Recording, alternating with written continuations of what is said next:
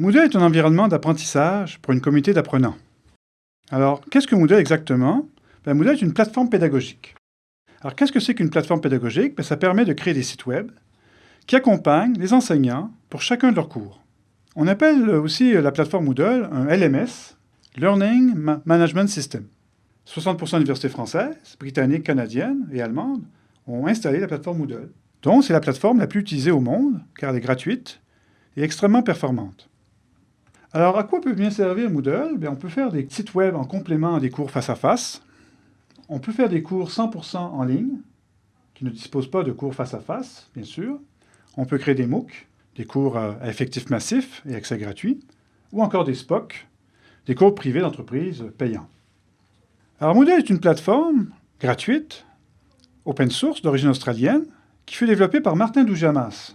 Open source signifie dans ce cas-ci qu'on a accès au code, on peut distribuer gratuitement le logiciel, on peut le modifier. Moodle représente aussi une communauté importante de 100 000 personnes qu'on peut rencontrer sur moodle.org. Moodle.org est le site qui est géré par le Headquarters en Australie.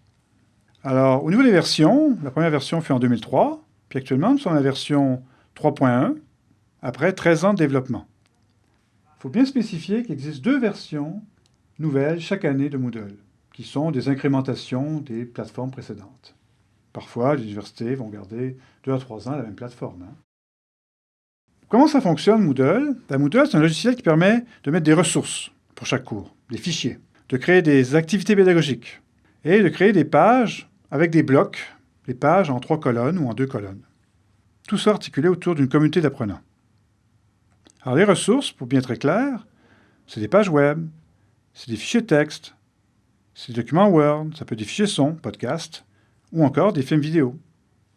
Par contre, les activités, c'est des forums de discussion, des glossaires, des tests formatifs, des QCM, des wikis, ou encore des dictationnels multimédia qui sont créés par des logiciels en dehors de Moodle et qu'on intègre par la suite. Alors bien sûr, dans Moodle, on a plusieurs outils de communication pour favoriser les échanges au sein de la communauté d'apprenants. Un email, par exemple, les forums, un service de chat, une messagerie. Un des points forts de Moodle, c'est que Moodle respecte la liberté pédagogique de l'enseignant, qui à tout moment peut masquer une ressource ou afficher une activité pédagogique. Donc, ça donne beaucoup de liberté à masquer et afficher sans arrêt, et on pilote le cours ainsi. L'enseignement est centré sur la classe, qui est devenue une communauté d'apprenants, qui doit échanger entre eux pour apprendre. Alors, Moodle propose donc des activités collaboratives et interactives comme les glossaires, les forums, les wikis, différentes activités possibles pour des groupes. Dans cette formation, nous allons construire un cours qui porte sur l'entomologie, la science des insectes. Car je suppose que personne sera entomologiste dans mes cours. Donc, nous n'allons pas nous préoccuper du contenu. Les contenus sont fournis dans des fichiers. Des textes, des vidéos, des sons, des quiz sont fournis pour construire le cours. Mais vous pouvez faire les exercices qui vous intéressent, car chaque exercice dans le cours est autonome.